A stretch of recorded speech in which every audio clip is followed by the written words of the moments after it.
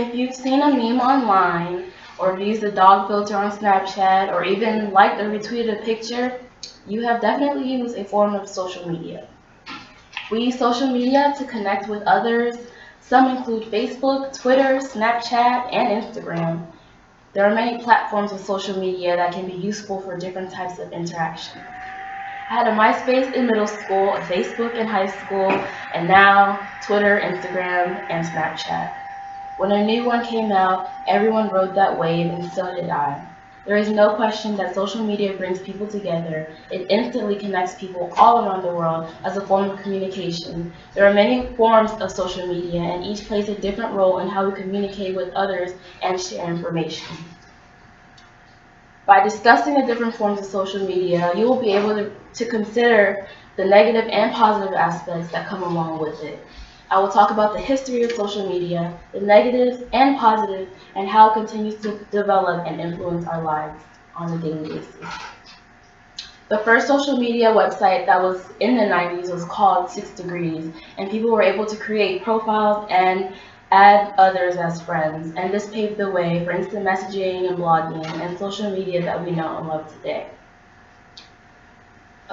Blogging became popular in the late 90s, where people shared their daily lives and interests, very similar to how we use Facebook and Twitter today.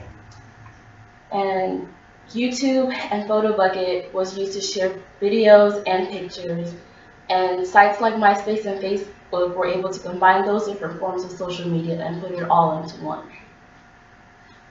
People use social media for a variety of things. We use them to keep in touch with people no matter where they are. Social media is also a way to stay informed about news. Others, like businesses, use social media to market their ideas in order for them to be seen everywhere. We appreciate social media that we have now, but we should also acknowledge early forms of social media, such as contacting people that was not as instant before. If it was not on your phone, you weren't able to respond as quick as you are now if you were not logged back into your account. And basic sharing, like videos and pictures did not emerge until MySpace and Facebook. Social media has become a big part of our lives, but it is more important that people know the positives and the negatives. Some advantages include instant communication, the opportunity to express yourself, and a way to stay informed. Social media makes it so much easier for us to contact people quickly wherever you are.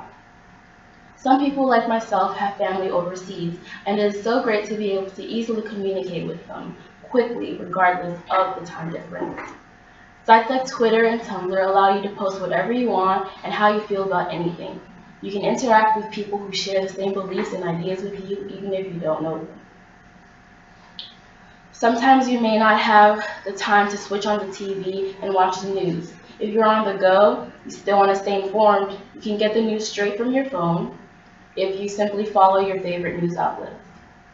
Some disadvantages include cyberbullying and distractions. Cyberbullying is a form of bullying that takes place over technology. It can be anonymous, which makes it harder for you to trace where it's coming from.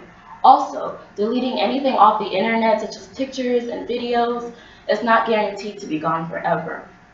The harassment is more ongoing because it can happen any time of the day. Social media can cause distractions from getting work done. And as students, it may be hard to balance your social and academic life, so you may be too busy on social media and you end up procrastinating on a paper that's due at 11:59. Like everything, social media should be used in moderation. Social media is continuing to improve, impacting different parts of our lives even more. For example, the current presidential election has had a lot of influence from social media. It gives people a chance to let their voice be heard about who they are supporting. By discussing the different forms of social media, we are able to consider the negative and positive aspects that come along with it. First, I talked about the history of social media, then the implications, pros and the cons, and lastly, how it's used today. We've come a long way with social media, so we should be grateful for what we have, but we should also be able to look back and see how far that we have come along. I hope that you've enjoyed the speech. I hope that the next time you do use Snapchat or Twitter, that you do know where it came from and where it is now.